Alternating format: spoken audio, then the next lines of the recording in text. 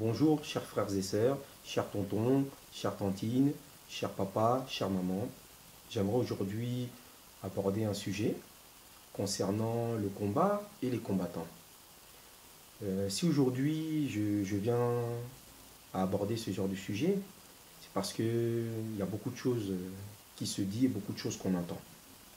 Mais j'aimerais dire ceci, qu'aujourd'hui, si nous avons retrouvé la fierté d'être Congolais, nous avons retrouvé un peu d'honneur, un peu de dignité. Je pense que c'est grâce au combat que nos frères ont mené. Puisque avant 2011, on nous connaissait comme des gens aimant la musique, la boisson, les femmes, les habits. Mais aujourd'hui, je crois que on est un peu plus respectable. Je crois qu'avant, on ne faisait pas vraiment attention à ce qui se passait dans notre pays, la République démocratique du Congo. Mais aujourd'hui, je crois que tout le monde a les yeux braqués sur ce qui se passe aujourd'hui au pays. Tout le monde s'intéresse aujourd'hui à l'actualité du pays. Avant, je me rappelle, il y avait des musiciens qui venaient, qui jouaient des concerts, qui arrivaient à remplir des salles. Aujourd'hui, les frères ont dit, plus question, le pays est en guerre, rien ne marche, laissons ces futilités de côté pour essayer de bâtir notre pays, pour essayer de reconstruire notre pays. Alors quand j'entends des fois certains frères et sœurs, tontons, tantines, papa, maman, qui tirent gratuitement sur des gens qui ont essayé de faire changer les choses, je dis non. C'est sûr que tout n'est pas parfait. Mais essayons quand même de voir le bien là où il y a du bien qui a été fait. Ne diabolisons pas les gens qui contribuent à faire changer les choses gratuitement. Aujourd'hui, on voit même beaucoup de frères sur Facebook. Dans leur pseudo, il y a beaucoup de gens qui portent le nom de Congo. Un tel Congo, un tel Congo, un tel Congo. Vous allez voir qu'il y a beaucoup de pseudos Facebook qui se terminent par Congo. Avant, ce n'était pas le cas. Aujourd'hui, quand même, on sent cette fierté-là. Aujourd'hui, on s'intéresse à l'actualité aujourd'hui du pays. Être combattant, ce n'est pas aller se battre dans la rue, aller tout casser ou être voyou. Non, ce n'est pas ça. Moi, je peux vous citer plusieurs exemples d'actions qui ont été faites. Vous savez qu'en RDC, il n'y a pas de justice. Hein. C'est une zone de non-droit. Donc, lorsqu'il se passe des choses, justice n'est pas rendue. Mais, j'ai vu les frères aller à l'ambassade du Congo démocratique pour parler au nom de leurs frères et sœurs, de leurs tontons, leurs tantines, leurs mamans, leurs papas, qui ont été expulsés du Congo-Brazzaville parce qu'il y avait eu des violences. C'était fait de manière très brutale. Il y a même eu des morts. Et le gouvernement n'a pas bougé, le gouvernement n'a pas réagi. Mais nos frères, au nom de tout ce sang qui a coulé, et au nom de toutes ces victimes qu'il y a eu, sont partis demander des comptes à monsieur l'ambassadeur. Pour demander, vous dirigez quel peuple et quel pays et que faites-vous? C'était quand même une action de courage. Puisque là, personne ne s'était levé pour dire quoi que ce soit. Mais les frères sont partis dans cette ambassade qui représente le gouvernement congolais pour leur demander des comptes sur pourquoi est-ce que ce gouvernement-là ne réagit pas. Je peux encore vous citer une autre action. Les plus de 450 morts qu'on a retrouvés au charnier de Maluku. Le gouvernement congolais, qui lui-même est sûrement complice de ça, c'est comme si cette histoire-là ne les concernait pas. Il y a des gens qui ont perdu leur famille.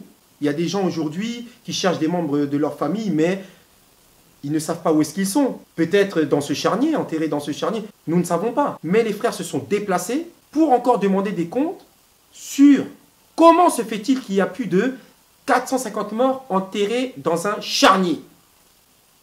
Au nom de qui? Au nom du peuple. Donc il ne faut pas confondre les choses. Ce n'est pas parce qu'on entend combattant que non, ça veut dire qu'on se bat ou on casse ou je ne sais quoi d'autre. Il faut remettre les choses dans leur contexte. Donc j'entendais beaucoup de choses. Mais moi d'abord, avant d'aborder d'autres sujets, je tenais d'abord à remercier déjà les frères pour tout ce qu'ils ont fait. essayer un peu de redonner un peu de fierté, de dignité, de faire en sorte qu'aujourd'hui, les gens s'intéressent un peu plus à l'actualité du pays. Parfois, des actions de courage et de bravoure quand il s'agit d'aller demander des comptes au gouvernement congolais, donc à l'ambassade ici en France, puisque c'est l'ambassade du gouvernement. Organiser aussi des marches, faire en sorte qu'aujourd'hui, tous ces musiciens qui contribuaient à aligner le peuple avec des danses érotiques, des musiques à caractère sexuel, que cela ne puisse plus se faire sur le territoire où se trouve la diaspora congolaise. Tout n'est pas parfait. Il y a des imperfections, c'est normal. Puisque bon, c'est des mouvements qui ont commencé depuis 2011, si je ne me trompe pas. Puisqu'avant, bon, on n'avait pas ce genre de mouvement-là au sein de notre communauté. Donc c'est normal, on n'a pas été formé pour. Donc c'est normal que quand on n'a pas été formé pour quelque chose, il y ait toujours des imperfections. Mais je pense qu'il y a une réelle volonté de faire changer les choses, de faire évoluer les choses et d'aller dans la bonne direction. Donc effectivement, tout n'est pas à jeter, bien qu'il y ait des choses à modifier. Quant à vous, mes chers frères combattants, qui contribuez à essayer de faire avancer les choses et faire évoluer le pays, j'aimerais m'adresser à vous. Je respecte votre combat. Ça part d'un bon sentiment. Ça part d'un bon fond. Mais il y a pas mal de choses qui font que le combat commence à perdre de sa valeur et de son impact. Le peuple vous regarde et le peuple vous jugera. Le problème est que il y a trop de divisions, il y a trop de querelles et il y a trop d'ego. Nous sommes là et nous voulons tous la libération du Congo. Et ça, nous allons le faire tous ensemble.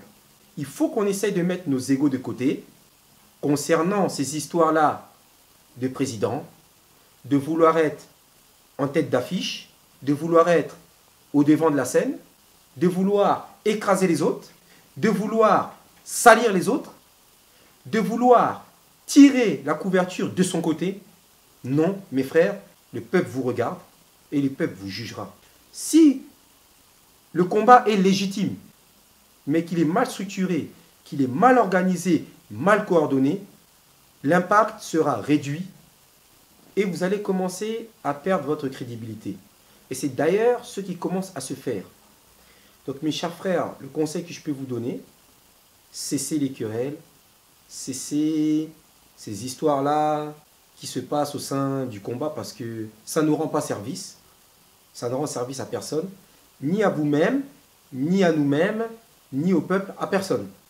Parce qu'au final, ce que nous souhaitons tous, c'est la libération du pays et que le pays puisse bien se porter et qu'on puisse partir sur une nouvelle dynamique. Donc tirons la corde dans le même sens. Parce que ces histoires-là, d'ego, de leadership, c'est ce qui nous tue. Le pays n'appartient pas à une seule personne, il n'appartient même pas au chef de l'État, il n'appartient même pas au leader de telle ou telle association, le pays appartient à tout Congolais. Donc s'il vous plaît, cessez vos histoires. Moi, je vous remercie pour tout ce que vous avez apporté à la communauté, le fait d'avoir redonné cette fierté-là, cette énergie, ce courage. Mais s'il vous plaît, cessez un peu vos querelles. Nous savons tous que dans ceux qui se revendiquent combattants, entre guillemets, il y a des faux combattants. Des gens qui se disent combattants et qui aujourd'hui ont tourné leur veste. On ne va pas citer les noms, mais bon, je pense que déjà vous avez déjà des petites idées. Donc il faut savoir qu'aussi dans le combat, aussi, il y a des infiltrés. Et les combattants eux-mêmes le savent. Hein. Et tout ça dans le but de détruire le combat, quoi, pour que le combat n'arrive pas à son terme, si je dirais. J'aimerais aussi dire que le combat, c'est bien, c'est pas mauvais, c'est un impact et un effet positif, mais derrière ça, il faudrait développer quelque chose. Quand je parle de développer quelque chose, je parle de quoi? Il faudrait développer un projet civilisationnel, économique, social et politique. C'est bien de vouloir faire partir Joseph Kabila Kabange, mais derrière ça, il faudrait développer un projet. Parce que si cet individu quitte le pouvoir, mais que derrière, il n'y a aucun projet civilisationnel, politique, économique et social, on va retourner encore dans dans les mêmes choses qu'on a vécues précédemment. Ce ne sera qu'un éternel recommencement.